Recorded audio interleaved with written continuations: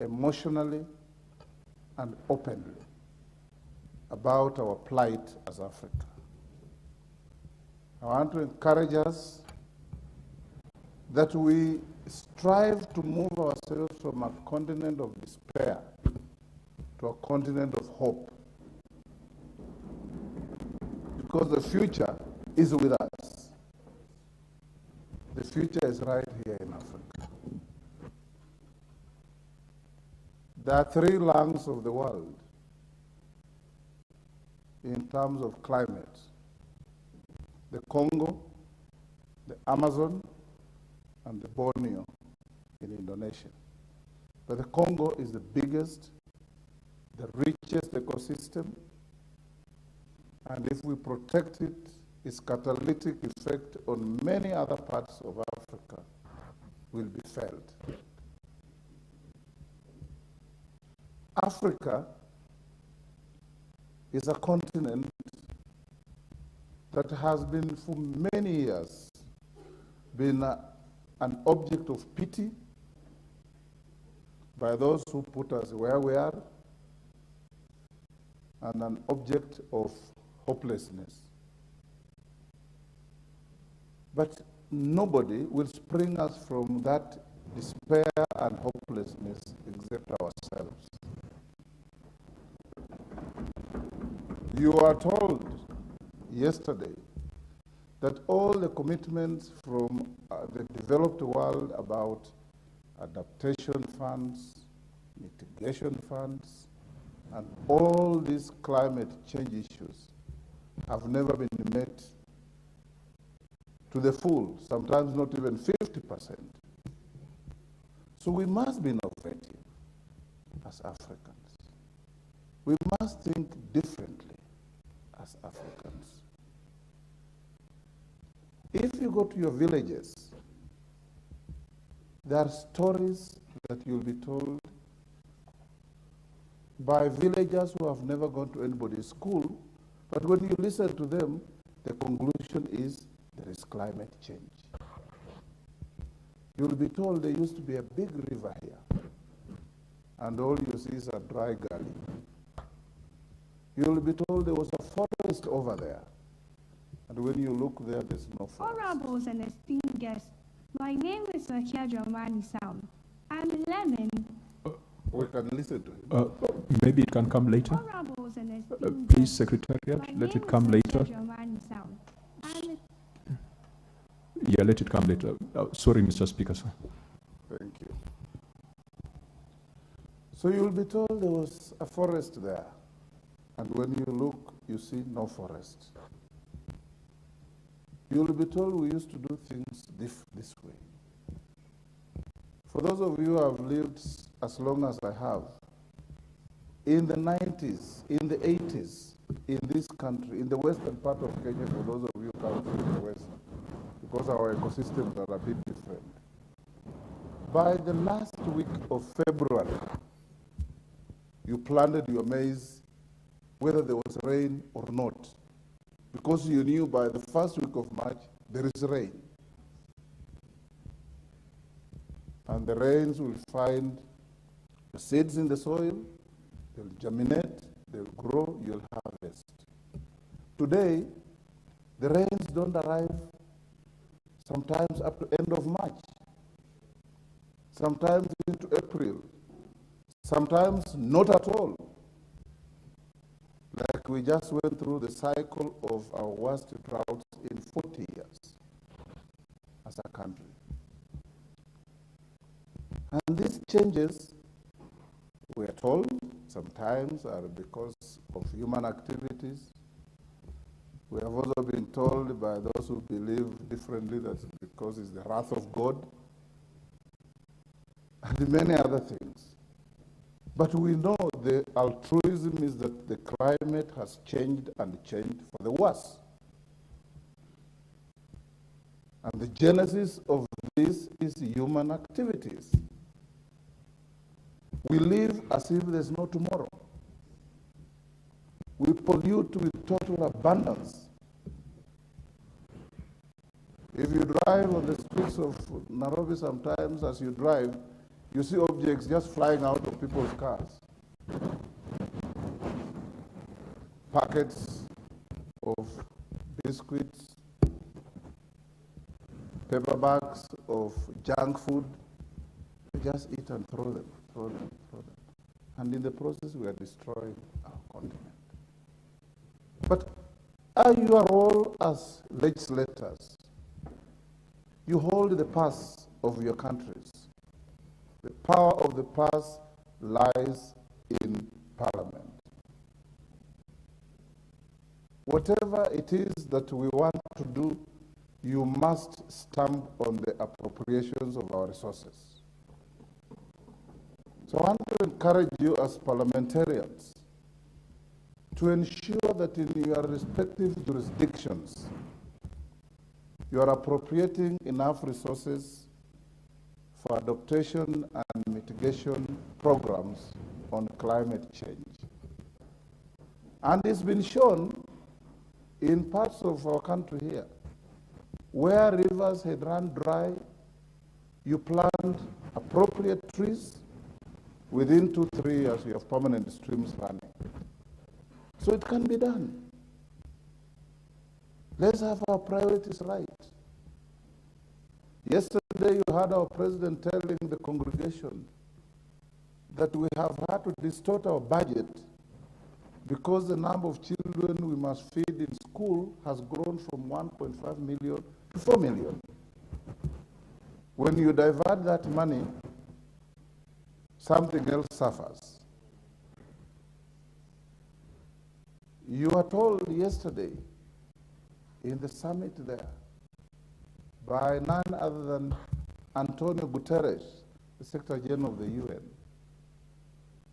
that the world is so inequitable that we have multilateral financial institutions running the world, lording over the world, with colonial archaic structures, where, as our president said, an African country borrowing from the World Bank, IMF, or all those institutions, you pay 10, 20 times higher than a poor European country.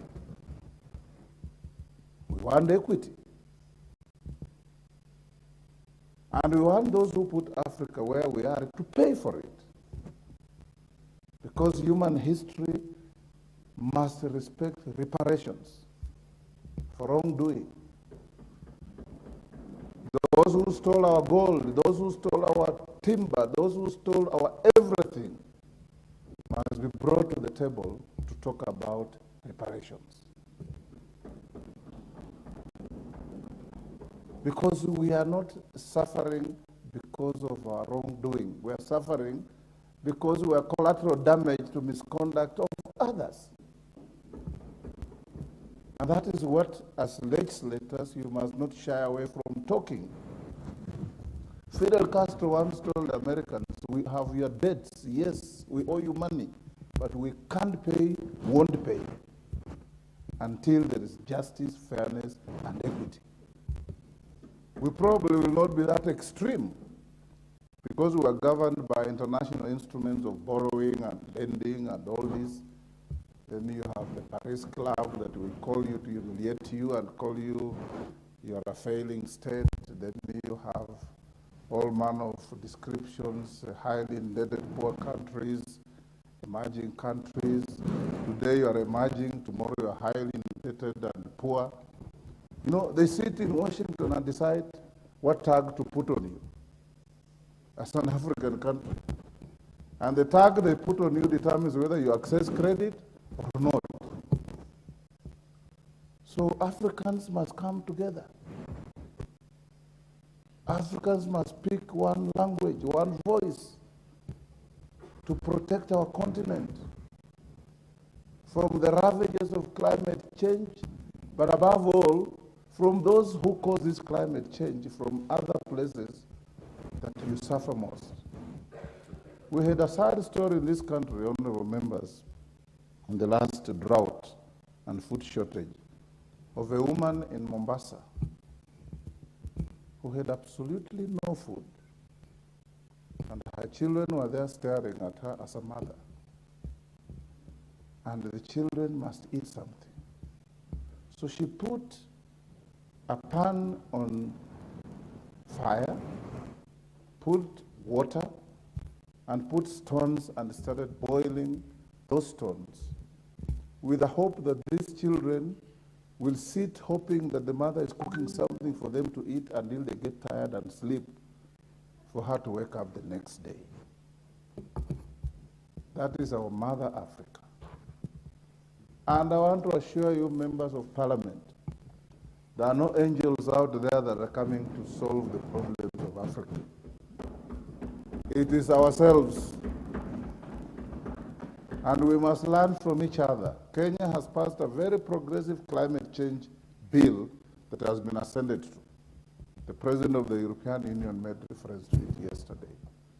I want to encourage those of you, honorable members from other jurisdictions, we'll give you free copies to go with and see whether there are any things you can pick from there as a good precedent. If you improve on it, we'll also borrow back from you to improve ours even better, so that Africa can be in charge of its destiny. We used to be an agenda on tables of discussion. Eventually, we crept to the tables of discussion. Now, we are setting the agenda on the tables of discussion. And we must never look back.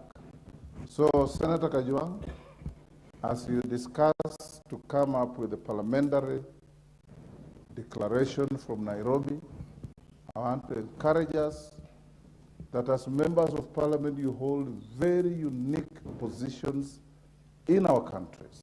Forget about our petty party differences. At the end of the day, when there's a flood hitting Malawi, it doesn't hit the opposition, it doesn't hit the government, it hits the people of Malawi. At the end of the day, when there is a ravaging drought, it hits all of us. On matters of climate change, I want to urge us to be fiercely and viciously patriotic to our countries, to our mother continent, so that if Kenya can help Somalia, we will. If Uganda can help Kenya, it should. If Malawi can help Zimbabwe, let it be, so that we be each brother's keeper. I want to finish by assuring you once more that Africa is not poor, very poor people. If we take charge of our continent, our resources, statistics will show you that Africa has a share of only 5 to 6% of international trade. But the commodities for trade are from where? From Africa. Africa, like you are told, pollutes least, we suffer the most. The ball is in our court as legislators. Let's rise to the occasion. Let's join our heads of state and work together for our continent. For our friends from Europe, these are the hard facts that are available in history. They're not mine. Let's work together and all the wrongs of history. You know, for Kenya and Tanzania, you know, when they were doing that madness in Berlin in 1918, Mount Kilimanjaro used to be in Kenya. Until Queen Victoria gave it to Prince Ferdinand as a birthday gift. See how they have played with our resources? But in Africa, we agreed our boundaries at independence are our boundaries. We shall never raise those issues. That's a part of our history. God bless you, honorable members. Discuss our continent, and let's build our continent, because nobody else will build it except ourselves. Thank you. Thank you, Mr. Speaker. If there was need for a standing ovation, this was it. The Right Honorable Speaker, thank you so much for setting the tone. And the Speaker has made it clear that we are not here to sugarcoat or to pussyfoot. We are here to be bold and even revolutionary. Because if we fail to, then this climate crisis will be noisy and messy. And there'll be casualties. I think that brings us now to a good stage to allow members of parliament to have a conversation. At this point in time... Chair, you can allow me to retreat to my chamber and do some work? Mr. Speaker, we'll allow you, but we will call you later on when the Honorable Charity Chepkwony Kathambi will be reading the resolutions. Yes. And I know we are discussed, and thank you for accepting. And I'm hosting you for lunch, all of you, at the parliamentary cafeteria. As well as a cocktail for those with the appetite, later after the meeting. Thank you, Mr. Speaker. At this point, if the video from our youth ambassador from CVF is ready, we could take it at this point so that we can listen to Ms. Nakayet Dramani Sam.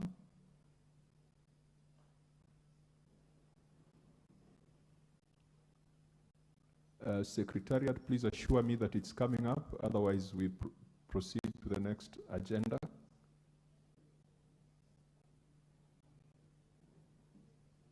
It's coming up?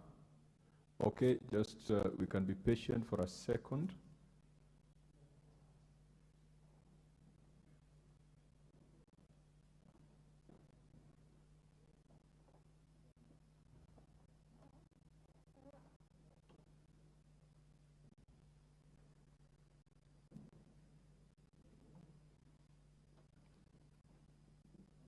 If it's a recorded video, we can then take it at a later time.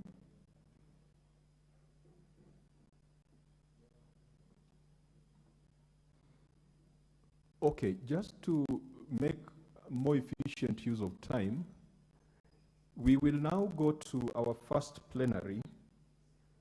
We will now go to our first plenary before we take our break. Okay, I'm told the video will come after. We will do our first plenary of the day so that we can have more voices and more faces in this conversation. Our next session will be on renewable energy, and it will be moderated by Dr. Joachim, Senior Policy Advisor in Broadford Die Welt. I'm just reading it in Anglo-Saxon here with us. Yes. Dr. Joachim, so I want to request you to come and sit here where I'm sitting to moderate the next session where the panelists, so the panelists who will join Dr. Joachim are Gubas Gonul, Director, Country Engagement and Partnership at IRENA, he's already taken his position. The next panelist is Babel Horn, he's already in position. Honorable Samuel Onugbo, former MP Nigeria. The Honorable, if you don't mind, you can cross over to the government side. That's the government side under normal circumstances. The Honorable Lawrence Songa. Lawrence Songa. The Honorable Jacqueline Amongin is already in position. Honorable Saha Albazar is already in position. The Honorable Senator Wahome Wamatinga, Chair of the Energy Committee in the Kenyan Senate. So I hand over to Dr. Joachim to moderate the next session.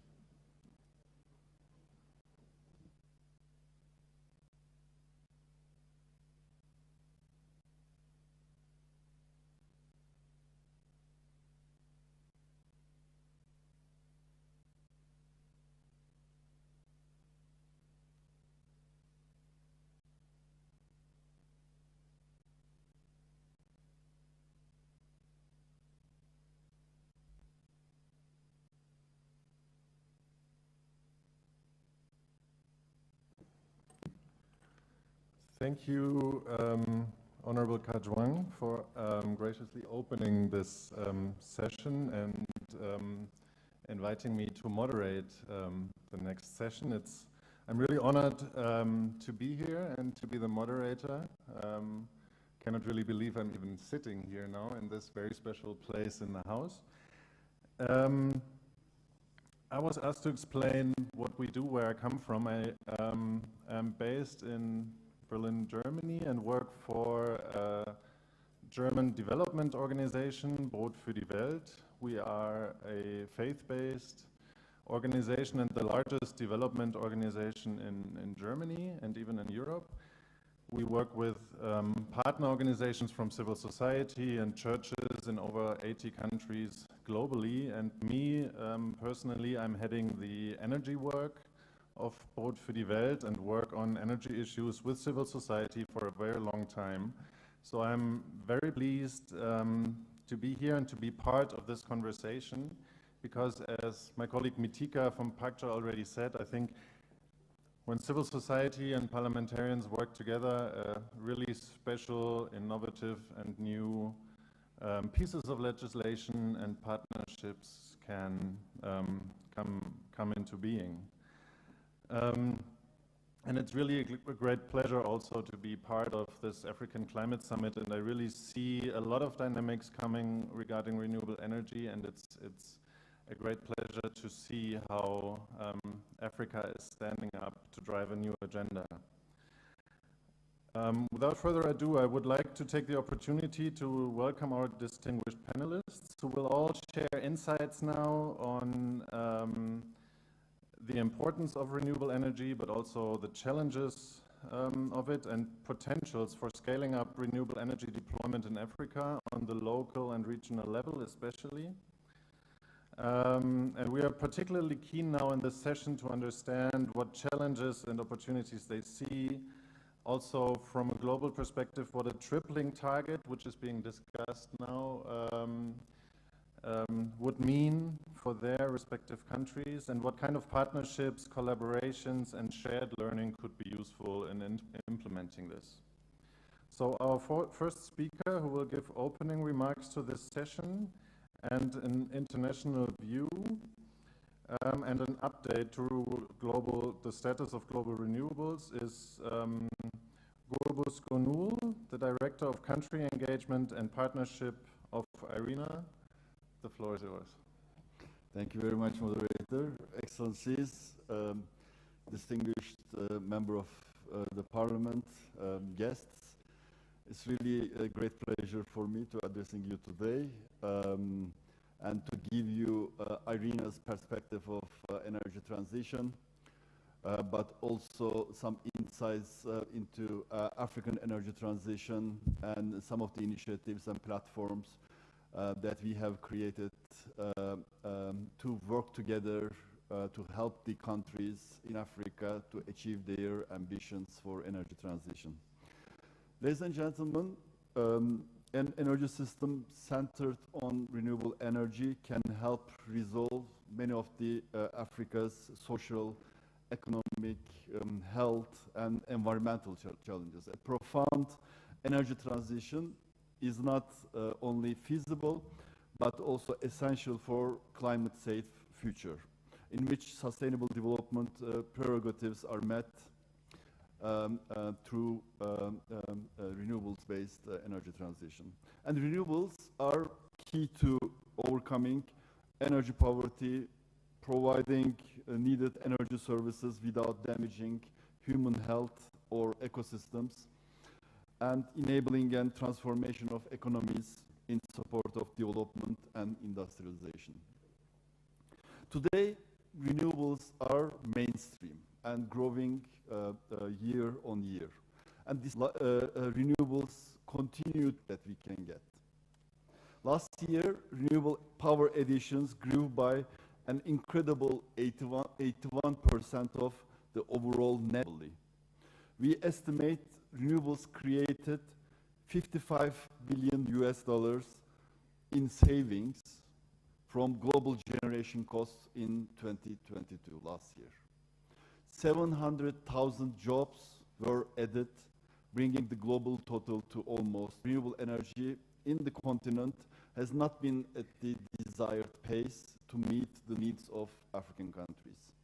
IRENA estimates that Africa needs around $70 billion annual investment up to 2030 for clean energy transformation and to keep up with the economic growth. Although Africa has 17% of the world population, it has only received 2% of the worldwide investment in renewable energy in the last 2 decades. And there are several reasons for that: the perceived or real risks for investment, regulatory environment, the capacity, skills available to support energy transition, or access to affordable financing to have this transition happen. And IRENA is working with several initiatives to support that energy transition. We had President Ruto 2 days ago launched a new initiative called Accelerated Partnership for Renewables in Africa. And energy transition has never been only for deploying renewables. It has also a much larger ripple effect for creating jobs, for stimulating economic growth, for creating resilient communities, and also to fueling green industrialization. Many of the speakers highlighted the importance of creating that value addition in the countries with the energy transition, and this initiative is very much focusing on those dimensions. And we are starting with the first cohort of 6 countries with high ambition for renewables, including Kenya, with this initiative, supported by Denmark, Germany, and United Arab Emirates, and several partners we work with. Also, another initiative we are starting at COP28. This is more about lives and livelihoods, and how we can put people and communities in the center of energy transition, and how we can integrate those renewable energy solutions into health and agri-food value chains, creating value, stimulating economic activity, and help alleviating poverty. We have been closely working with the parliamentarians under the IRENA context.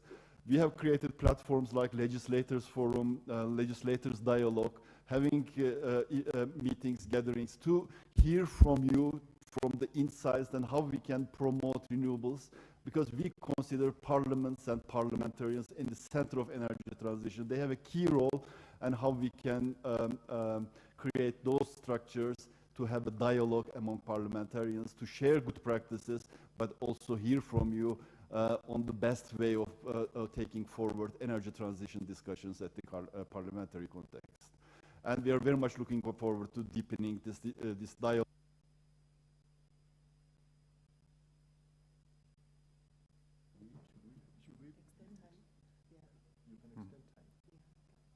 Okay. Just to explain the system here, I'm sorry you were cut off now. We just implemented a timekeeping instrument here, which is this flashlight that I was just explaining how it works. It is green for the first 3 minutes that you are talking, right? And then after 3 minutes, it turns yellow. And like 20 seconds before the 5 minutes that you have are up, it will turn red, just for you to see. But I didn't explain that beforehand, so we'll give you a bit of time to finish your presentation. Sorry for cutting you off. No problem. I was almost at the end of my intervention. I was just saying that we are very much looking forward to deepening cooperation with the parliaments and parliamentarians, because they are extremely important player in our discussions, and how we can energy transition discussions in the parliament, and creating the right enabling frameworks and right initiatives is extremely important, and we value that cooperation. Thank you. Thank you very much, Mr. Gonu. For your input. We heard very well how important the role of renewable energy is for development, even for poverty eradication, energy access, and that renewable energies are becoming mainstream globally, but yet for Africa, more pace in the deployment of renewables needs to be developed, and people need to be put in the center of the transition. And I know that Honorable Bärbel Höhn puts that very often in the focus of her speeches, to put people in the center of the transition. So that leads me to her, and I welcome her to give her input now. The floor is yours for 5 minutes. Thank you, Joachim. Before I start with maybe my experience from Africa, I would like to tell you some data from Germany and the conclusion of that. So 2 years ago, we had a new federal government in Germany, and this government was very engaged with renewables. So they eliminated blockades and obstacles and bureaucracy, and we can now see the result because renewables are expanding. For example, in 2022, nearly 10 gigawatt were installed with the renewables in the last year in Germany. 10 gigawatt in 2022, and that's really a huge number. New installed renewable energies, most of them photovoltaic.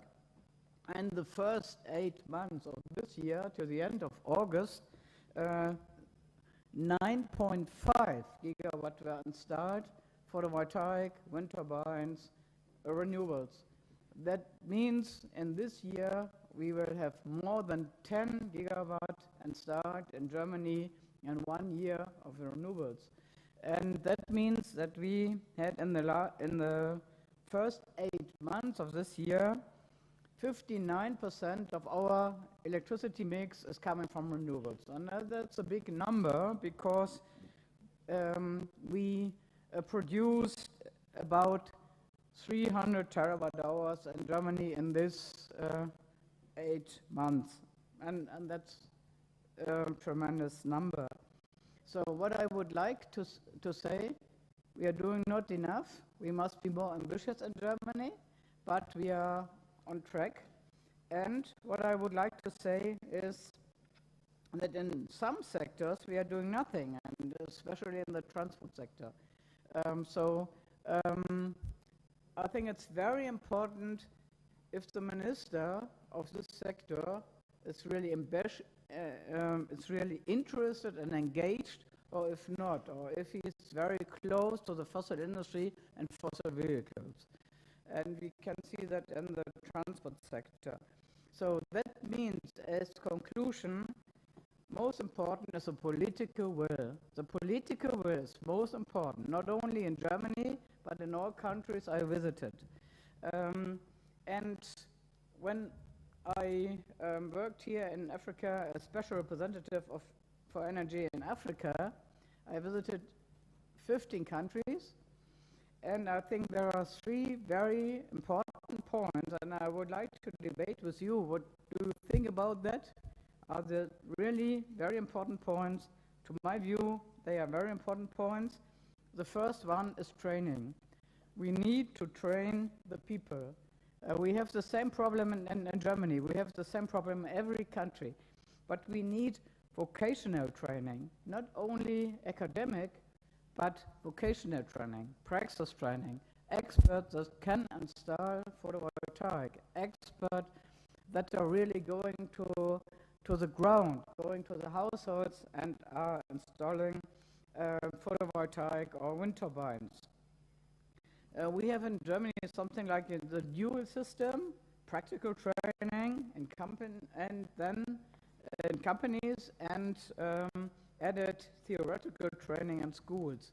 And that was a good idea in Germany, but as I said, we need young people who are interested and work in the sector, and that means for the society that we must recognize that these professions are very important for for the state, for the inhabitants. It's not only the academic professions, but also the very practical ones. Second, to me it's very important, when we are talking about renewables and decentralized renewables, we have to go to the ground. And the ground, there are the people, there are small and medium-sized companies, there are cooperatives, and we have to work with them together, because one of the main points is good maintenance. When we are installing decentralized systems, it's not only the installation, but also the good maintenance and the sustainable operating system. And that's why we need the local entrepreneurs, that's why we need the local level, and that's why we need a bit knowledge, because we need also good quality of the hardware. I'm sorry, the time is up, but of course I'm happy to give you another minute to finish your talk. Maybe. Oh, okay, I was the first one. I have to learn about that. So only the last sentence, we have to look for financial systems that included all these ideas, especially of maintenance, because otherwise we will fail. And we can talk about these financial systems in the debate. Thank you so much. Thank you very much, Honorable Bärbel Höhn. And since I also come from Germany, I can copy every point you made. I experienced as well in the photovoltaics industry how important it is now to train people to go to the ground and have different financial systems working. Thank you very much. Now we come further to honorable members of parliament from the African continent, and it's my pleasure and honor to invite Honorable Biyika Lawrence Songa. He is a member of parliament from Uganda and chair of the Climate Change Committee. The floor is yours, if you like. Thank you very much, moderator. My name is Biyika Lawrence Songa, the chair of the Climate Change Committee in Uganda, and I'm happy that we have a big delegation here led by my deputy, Honorable Jacinta Atuto. They may stand. A big delegation from Uganda. Thank you. The three areas of my conversation, one is the focus of renewable energy and insight from my experience in Uganda, the opportunities and barriers or challenges to renewable energy in Uganda, and what and how regional and international support required for addressing renewable energy in Uganda, and also the meaning of renewable energy to me in Uganda. I want to start by saying that the increasing awareness of the dangers caused by climate change has made renewable energy a focus, and has also caused many countries, including Uganda, to start talking about transition to renewable energy, low carbon economy, and also replacing fossil fuel with renewable energy. Agenda 2030, declared on 25th September 2015, the SDG with 17 goals gave a boost to renewable energy, if only issues to do with governance policies on renewable energy are implemented. Especially SDG 7 depend on quantity and quality of energy, and they are very key to the development of a country, but also quality of life, whether you talk about education, health, water, sanitation, security, industrialization, and productivity. Uganda has a substantial amount of renewable energy and evenly distributed in the country. And this includes wind with a speed of 2 to 6 minutes per second, hydropower capacity of 4,100 megawatts, but only installed about 1,000 megawatts. We also have solar, the average of which is about 5.1 kilowatt hours per meter square, and also geothermal, about 450 megawatts, but not well developed. biogas annual yields of about 50 million tons, and also peat, although some people don't treat peat as a renewable, but others consider so, about 800 megawatts, and this is equivalent to about 250 tons of oil equivalent. And we have also the biomass, which is majorly used, about 90%, and with firewood of about 78.6%, charcoal 5.6%, crop residues of 4.7%, and cogeneration, renewable through cogeneration of about 1,650 megawatts. Now, this is already a rich area for renewable energy in Uganda. But all this potential, if well developed, can generate about 7,200 megawatts of electricity. And if developed with policies and making access low, the cost to be low, but Uganda has the smallest per capita energy consumption in sub-Saharan Africa. Much as we are talking about the global consumption of 1,668,515 terawatts, but only Africa has 3%.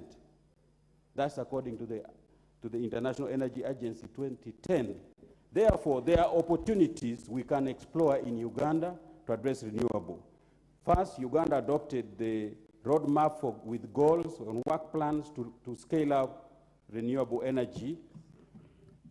Also, Uganda believes in increased investment in renewable energy that would improve national grid supply, boost energy security, and advance sustainable development.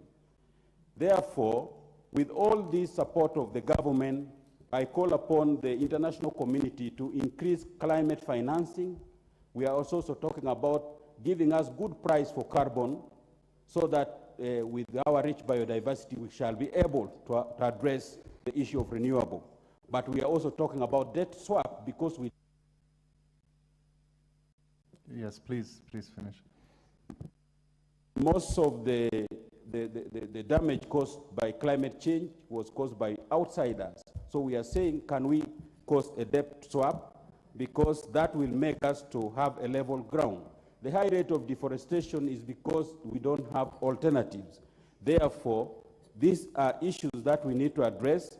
The high interest loans, we need trade instead of loans. The dim energy, we need energy, we invest in energy, and it must reach the people, and it must be strong, reliable, and for industrial use. And also we need to invest in research and development, reliable energy infrastructure, and address replacement for renewable energy. For example, subsidies for kerosene can be used for renewable energy. These are our position, and we think if we can work together, we shall be able to scale up renewable energy in Uganda. After all, we are rich in biodiversity, and we have high potential. Thank you very much. Thank you very much, Honorable Biika Songa. I think your call was very much heard with the need for international climate financing, new finance instruments, debt swaps, and supports to be able to invest further in renewable energy to use the untapped potential in Uganda. Now I would like to hand over to Honorable Samuel Onwigbo, former Member of Parliament from Nigeria and from the Climate Change Committee from Nigeria. Honorable Onwigbo, the floor is yours. Thank you very much. Good afternoon, or good morning, everyone. I would like to just say a few points based on the guidance I was given. First is to say that what we are doing in Nigeria is going to be part of the whole approach that Africa intends to adopt in tackling the challenges coming from both climate change and the issue of renewable energy. For instance, in Nigeria, with a population of about 223 million people, we know that less than 40% of that has access to electricity as a whole. And we also know that we have abundant raw materials. We have sun, we have water, and we also have wind. But we've not been able to get to that point. Let me also point out that over the years, for nearly a little over 50 years now, issue of electricity remained in the exclusive list of the Constitution. But I'm happy to announce that the 9th National Assembly, which I served in alongside one of my colleagues there, Honorable Bulus, we were able to amend the Constitution to remove electricity from where it was handled only by the federal government. We have not been able to push it down to the concurrent list, even to the point where local governments can get involved in it. So it's a major amendment. Following that, the 9th Assembly was also able to pass a revolutionary Electricity Act 2023, which was assented to by our president, who recognized in his inaugural speech that electricity will become more accessible and affordable to businesses and homes alike. Power generation should nearly double, and transmission and distribution networks improved. We will encourage states to develop local sources as well, unquote. So in line with that, in a few weeks after that, the law passed by the National Assembly, 9th National Assembly, was assented to by President Bola Ahmed Tinubu, GCFR, just few weeks, about 2 weeks after he assumed office. So we are on a path to truly revolutionize the entire process. And I know that in one of the laws, it was made explicit in one of the sections that any law passed by the state, that is to tell you that it's been further strengthened, will not be either countered by the federal, because the states have not been given authority to be able to make laws on electricity and all that, including renewable energy. So when you look at these together, you will then find that we have taken the proper step towards meeting our electricity needs, taking into consideration the contributions from renewable energy. And that is very, very, very important. Let me also add that in the whole nation, the local governments we have is 774, and we have 36 states. So this law, in line with the Climate Change Act, which by the grace of God I sponsored, which we passed in 2021, and it was assented to. They are in line because in our Climate Change Act, we also provided for these subnationals to participate in national decision-making by the council that is chaired by Mr. President. So we have now seen that this law, Electricity Act, is also in tune, it's in line with the Climate Change Act. So we are now going to be able to take advantage of our population, available materials or raw materials, and also the fact that we have a huge market. I've seen the lights, taking a different position, so I should be moving faster than before. But let me say that Nigeria has over 60% youthful population and lack of electricity access to over 40% of its estimated population of 223 million, with abundant raw materials of adequate sun. Again, of course, you have a minute to finish. Thank you. Of adequate sun, wind, water, etc., is ready market for investors in renewable energy. Let me conclude by advising investors, and of course this includes Nigerians. And let me digress a bit and point out the fact that in our telecommunications privatization, it is driven by an African approach, because when we called on international telecommunications firms to participate in it, they were reluctant.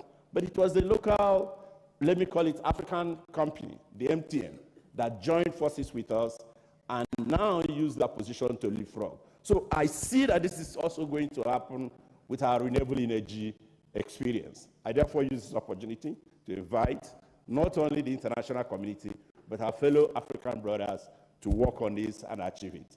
Let me also thank this wonderful, great parliament for affording us this opportunity to share these ideas. Thank you, and God bless. Thank you so much, Honorable Samuel Onukbu, for your insights on recent legislation in Nigeria. I would now like to hand over to Honorable Jacqueline Mongin, Member of Parliament from Uganda and Chair of APNC. So, Honorable Jacqueline, the floor is yours. Okay, thank you so much, our moderator and honorable members present here. Already my chair of the Committee of Climate Change of Uganda, Honorable Lawrence Nsonga, has effectively talked about Uganda, and mine would be to just add a voice on what Honorable Lawrence has talked about. I would like to also emphasize on the fact that Uganda is rich in renewable energy resources, including hydrogen power, biomass, solar energy, geothermal peat, and wind. And therefore, many renewable energy resources that can be used for energy production. Although I would state here that Uganda has not yet tapped its potential in regards to this direction. Uganda has also put in place policies that could be related to championing renewable energy in the country, including Uganda adopted in 2002 different policies that could be related, including the climate change policy of 2015 and all the other policies that have been addressed by the different have been addressed differently in Uganda, including Uganda being part of the energy for all, and all the other instruments that have made Uganda to redirect its engagement in regards to promoting renewable energy. Of course, there are so many opportunities in Uganda. As you are aware, 26 million people are not yet served by power. And that gives Uganda a potential in terms of now promoting, instead of just powering Uganda, but powering going renewable as a country. It is among it's among the access deficit countries in Africa, and I think this gives Uganda a very good strategic ground in terms of promoting renewable energy. The Uganda Investment Authority in 2018, among the businesses published for attracting investors in the country, included viable projects within Uganda, including geothermal exploration, among others, and that definitely relates to renewable energy. I would like to borrow the example of Germany, and those are the countries that have done well in renewable energy, and I think Uganda is one of those countries that has the greatest actually potential. Like in my earlier speech when we were opening, I talked about the wind energy potential is very viable in Uganda. However, we still have challenges. The challenges that we have as a country, and that may not only be for Uganda, it could also be to other countries, is we are delving into using renewable energies like solar, among others, that have poor quality. So we need to build our own potential within Africa, within the country, to be able to assemble our own energy plants within the country so that we do not really rely on poor quality that is brought from the different parts of the world. It is also a potential for local entrepreneurship. So with those, a lot of things had already been talked to by Honorable Songa, but vocational training in this direction is very key, and emphasizing that entrepreneurs take this as a business would be a way forward in terms of championing renewable energy access for all Ugandans, but to me, I believe for all Africans that are not yet served with the renewable energy potential. I thank you. Thank you very much. The light was not even red. Thank you for this and giving some more insights on legislation in Uganda. And I found it inspiring to see also see it as an opportunity for Uganda to promote renewables to combat energy access and the need to build an own renewable energy industry on the continent. Thank you very much. Now I would like to hand over to Honorable Zaha Al-Bassar, Member of Parliament from Egypt and Deputy Chair of the Foreign Affairs Committee. The floor is yours. Thank you. For Egypt, Egypt gives a high priority for renewable energy opportunities due to the availability of the natural resources. For instance, Binban Solar Park in Aswan, it highlights the immense potential of solar power generating. Binban is one of the largest solar installations globally, consists of 41 solar power plants, with a total capacity of 1.65 gigawatts, providing electricity to more than 1.5 million households. Also, there is the Za'farana wind farm, which is along the Red Sea coast, illustrates our commitment to wind energy with over 600 megawatt of installed capacity. This project signifies the contribution and the importance of reducing the reliance on fossil fuel in Egypt. We also see the investment in projects for renewable energy as an opportunity for job creation. The construction and the ongoing maintenance of renewable energies, like, for example, the West Bakr wind farm, it employed hundreds of local workers, demonstrating the economic benefits of renewables. Moreover, in Egypt, we are actively attracting green finance. Egypt successfully secured financing for the Komombo solar plant, which provides around 200 megawatt facility located near Aswan. These kind of partnerships and this kind of work to attract green financing is also backed by government efforts and parliamentary efforts.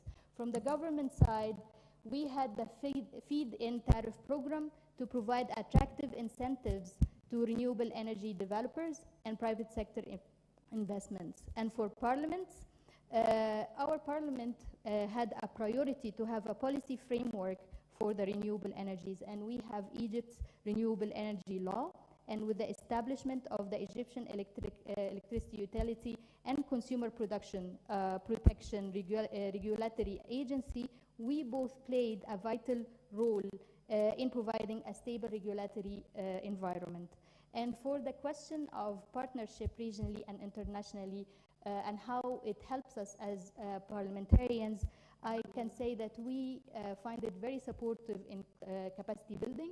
We understand more and we learn more from our regional and international partners the regulations of electricity markets, promoting clean energy and improving the energy efficiency.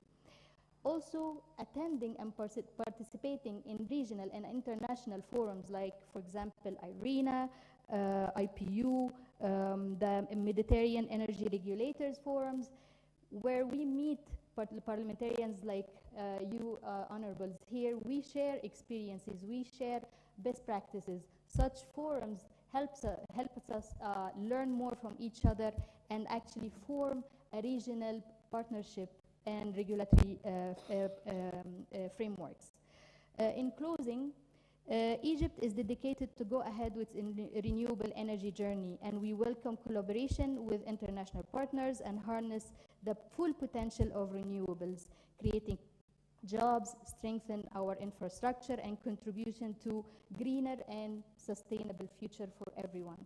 Thank you so much.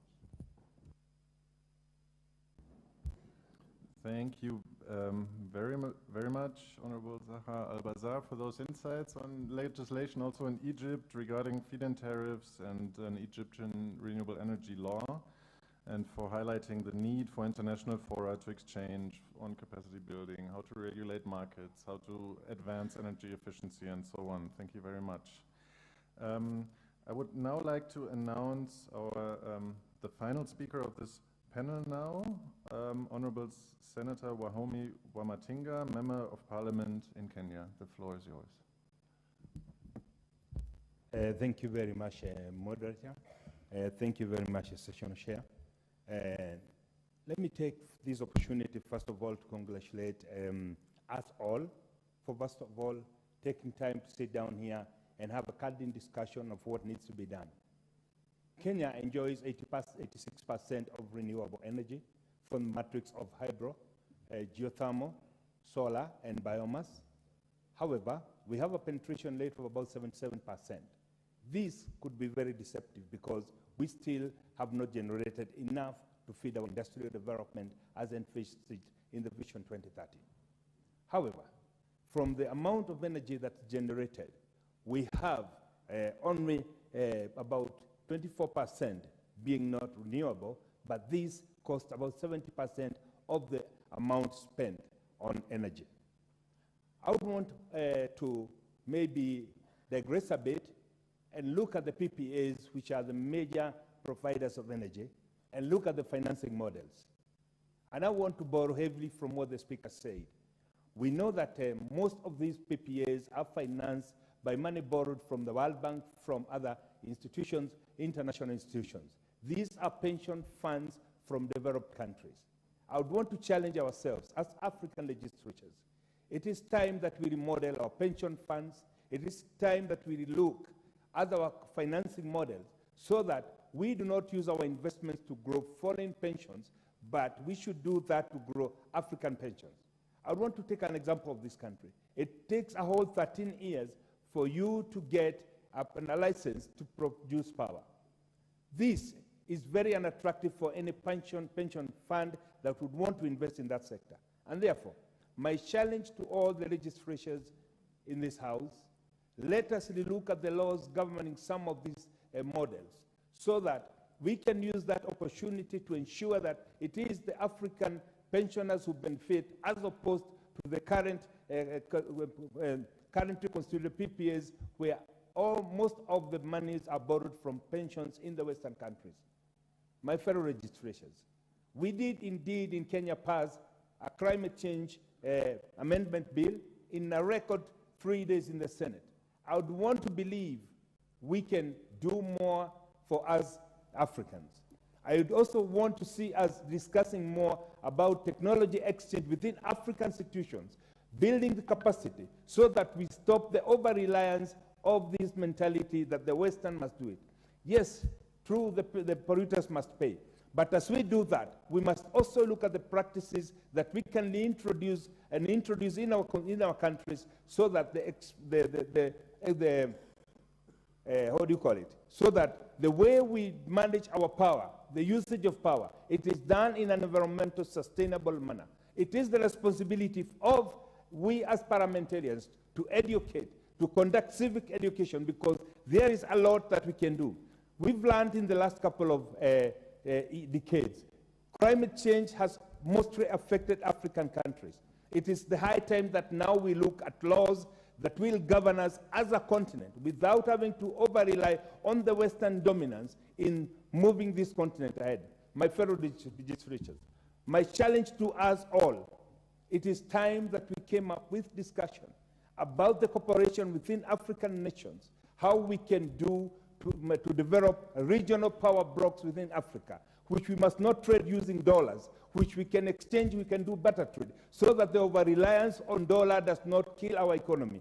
This is a factor that we must look at. We must put legal measures in place. We must implement frameworks that will help us to harvest and to advance our own resources, using our own knowledge, developing our own knowledge base, and most importantly, knowing that we know where the problem is, and we are the ones who must come up with solutions. As parliamentarians, I would want to challenge ourselves. Let us start looking at this as the new dawn, where Africa must stand up for herself and say, indeed, the solution of the problems we have in climate change, we must be pioneers. As much as I would want to say, it is important that also the polluters must be brought on the floor so that we can offset the pollution that they cause with the carbon credits. And this must be put in a framework that will benefit the Africans and the people of Africa. But the champions must be the legislatures in African continent, because the change must begin with us, and we must be the champions of that change. Chair, I submit.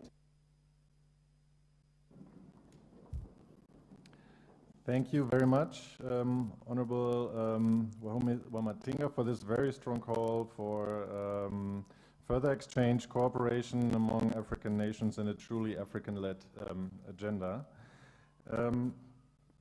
We are a bit behind time due to the session before, but our Honorable Chair gave us until 11:50 for a bit more of discussion now.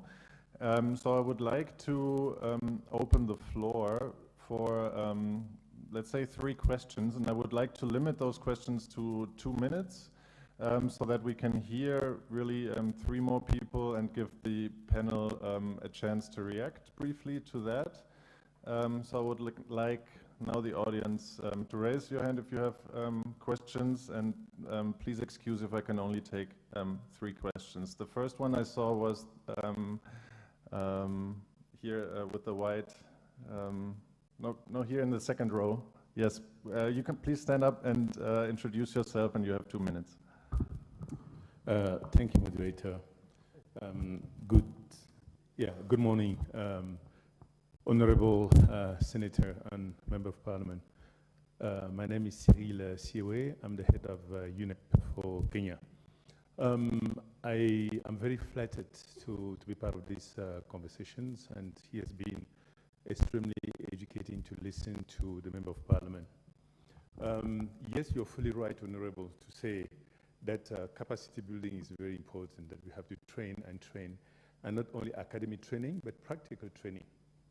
So me, from where I stand at United Nations Environment Program with other colleagues from what we call the United Nations country team in Kenya, one of the questions that could come that I would also like to invite for deliberation is, at what cost?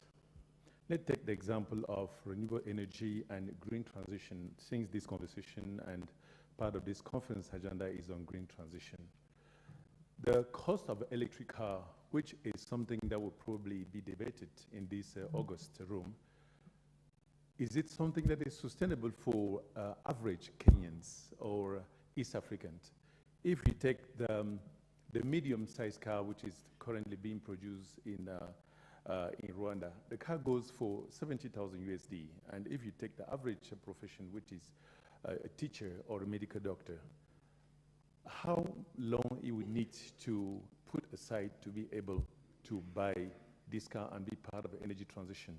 What I mean here, moderator, is how can this opportunity be also a platform to have that type of conversation and to agree as a continent and to agree as an actor, as those who set the framework, what type of enabling, what type of incentives can we put forward?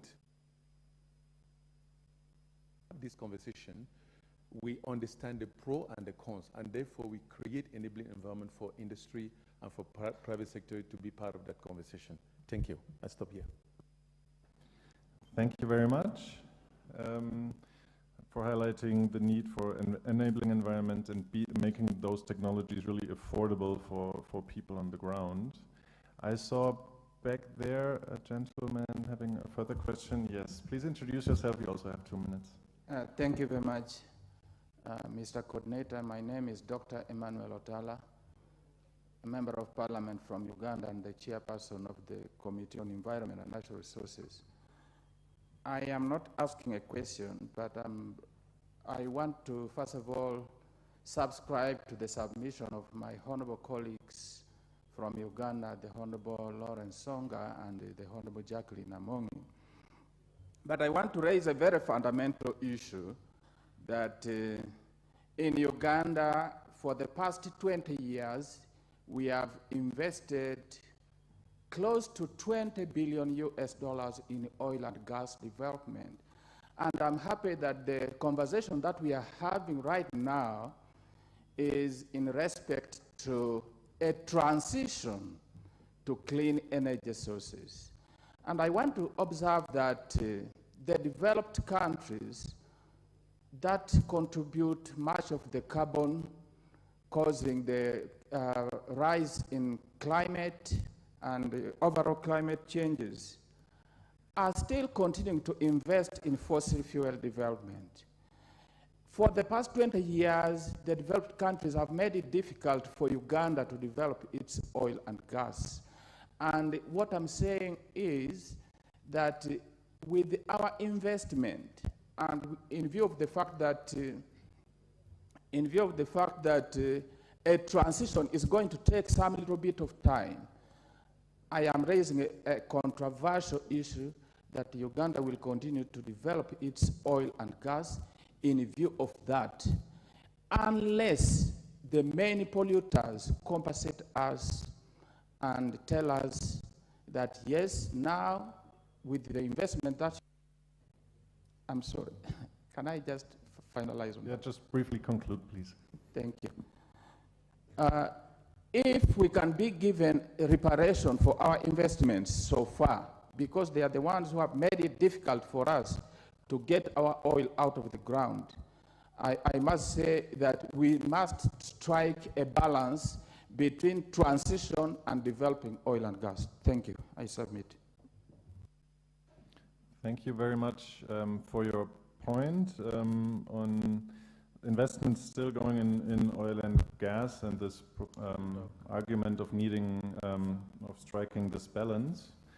I saw one gentleman over here. You have the floor for 2 minutes, and then we give the panel the possibility to react.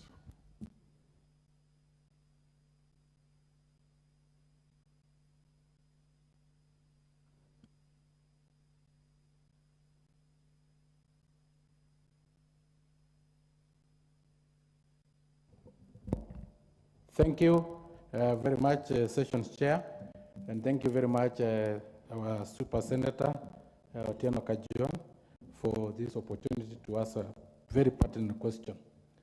Now that we have those who pollute the environment and those who clean the environment, the West being the pollutants and the African being the lungs that clean the environment. And yesterday, our president talked about introduction of taxes, because when we depend on donation to be able to mitigate the issue of environmental pollution, then we may not go far.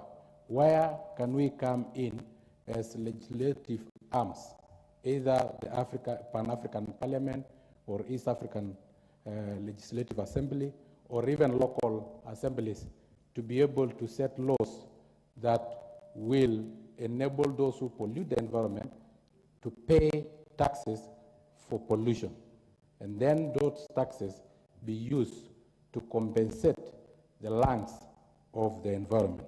Lastly, I want to ask another question on the issue of persons with disability and climate change. In Africa, we have approximately 100 million persons with disabilities. Crutches, wheelchairs, and other assistive devices are manufactured in factories. How can we be able to urge them, those factories, to use renewable energy? If I may just give an example, in Kenya we have 400,000 wheelchair users. Those are Kenyans sitting on a metallic worth 12 billion factory. So how can how can we come in to be able to use renewable energy in the manufacture of assisted devices for persons with disability. Let us not leave anybody behind. Also, persons with disability should be involved in this climate change summit. Thank you. Thank you very much for raising those points on the need of new taxes and also to leave no one behind and see how also people with disabilities can be taken on board of this transition. I would now just give the panel the chance for very brief reaction, maybe 1 minute per person. Maybe you can focus on one of those issues raised in your intervention. And I would like to start with Honorable Onwikbu, since he's there in line, and then go one by one of the speakers. Thank you very much indeed. I listened to what Dr. Otela said when he was talking about the cost, about $70,000 US to acquire a vehicle or so. All I would like to say is to encourage us as a people, as a continent, because we know the disadvantages we have faced over time.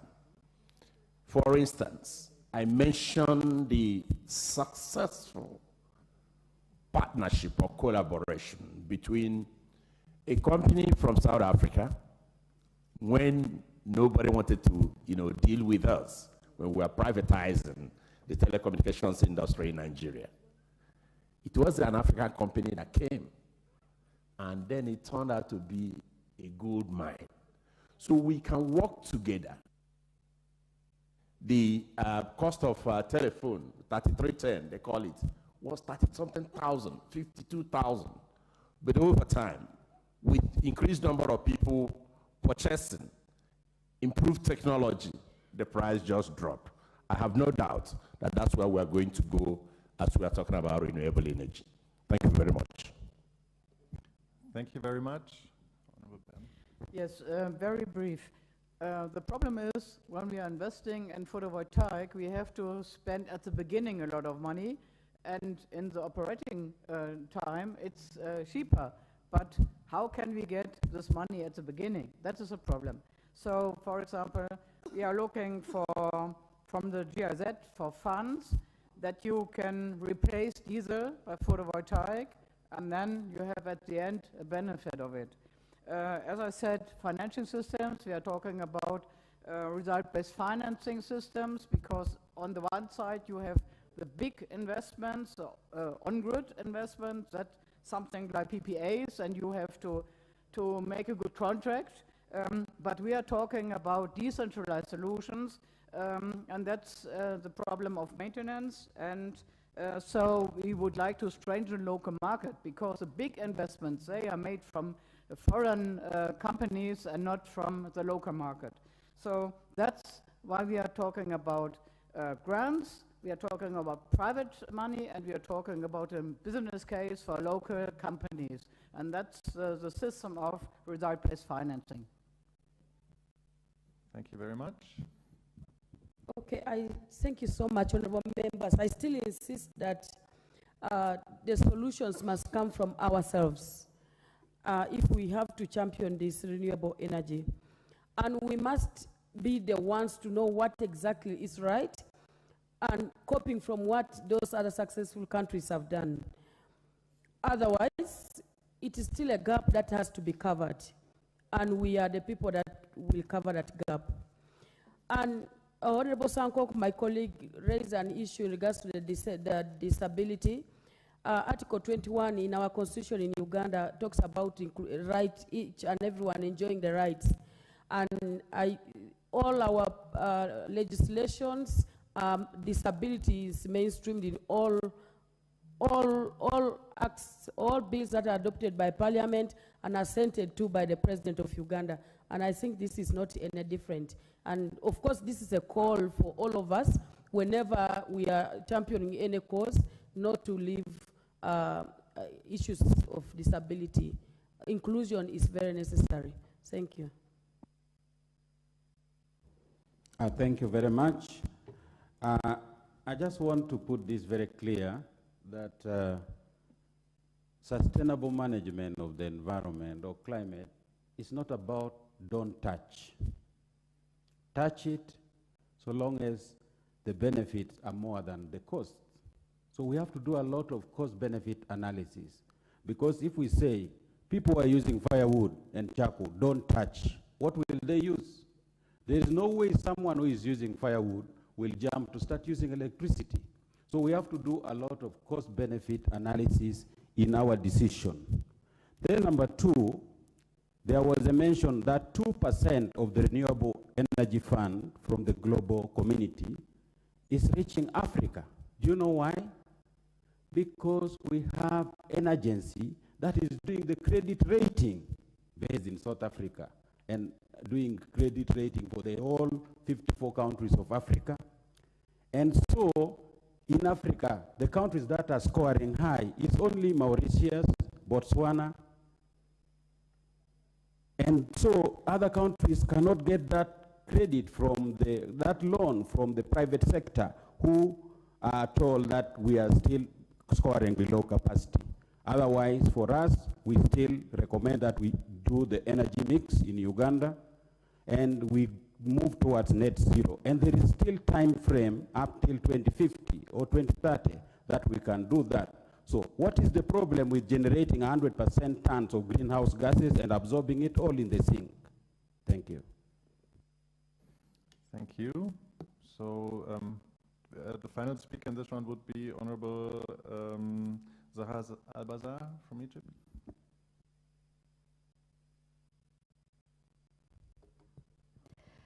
Thank you, and I would like to thank this opportunity for exchanging and learning from each other as parliamentarians.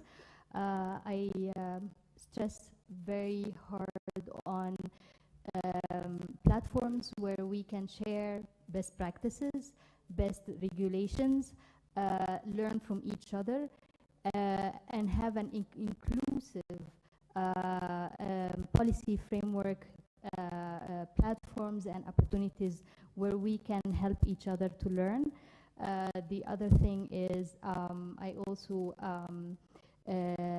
would like to emphasize the role of young people in our local communities. And as young parliamentarian, I also call for other parliamentarians to empower young people to participate and raise their awareness about the importance of renewable energies and how it's beneficial for our economies and our communities. Thank you. Thank you very much. So we have come to the end of this session. So honorable members of parliament, distinguished guests, and ladies and gentlemen, it was an honor to moderate the session. I think we learned a lot about opportunities, legislation, obstacles of renewable energy there. We have just heard one call to emphasize the role of young people. I would like to take that and put it a bit further, and as part of global civil society, emphasize the role of civil society also. And it would be a pleasure to continue to work with you and to strengthen also the bonds of parliamentarians and civil society in general. And with that, I am now closing this session and hand over to our Honorable Chair for further remarks on the continuation of this conference. Thank you very much. And maybe a big applause also to our panel. Sorry, I forgot about that. One very burning question. One very burning question. Where is it coming from? Can I? Senator, it must be very burning. Senator Kavindu, maybe a minute. Let it be a question, not a speech. I'll try. Please. And it is a very dangerous window. It's a very dangerous window that I'm opening. Yeah, thank you. My question is, we Africans are put in a place where we are meant to be very poor. But I want to say, Africans, we are not poor, because the best diamonds come from here. God comes from here. Every good gemstone comes from here. And I'm talking of gemstones, knowing what I'm talking about. Africa, if these gemstones and every wealth that we have in Africa is controlled, there is nothing we cannot do. What are we meant to do as parliamentarians to capture and to control our wealth so that we can be able to get the money, the finances that we need, because it is here in Africa, so that we can move forward with these climate and energy problems. Thank you. Thank you, Senator. Honorable members, we still have 2 plenary sessions, and we have a tea break. And I want to just propose that we do just a 15-minute tea break. And clerk, I don't know whether we're allowed to ring the bell after the 15 minutes. And then when we come to the next session, that will be moderated by our friend from Konrad Adenauer, during the plenary we can take more questions. So, Mheshimiwa Simba, I've seen you raise your hand. We can take that at the next session. And all those who were not able to, yes, Solomon from Nigeria, we can field those questions in the next plenary session. So we take a 15-minute break. Tea will be served as you walk out of the chamber. Is it on the left or on the right? It's on the right. We just make it quick, 15 minutes, and then we can come back and take the other questions that are still pending. Thank you.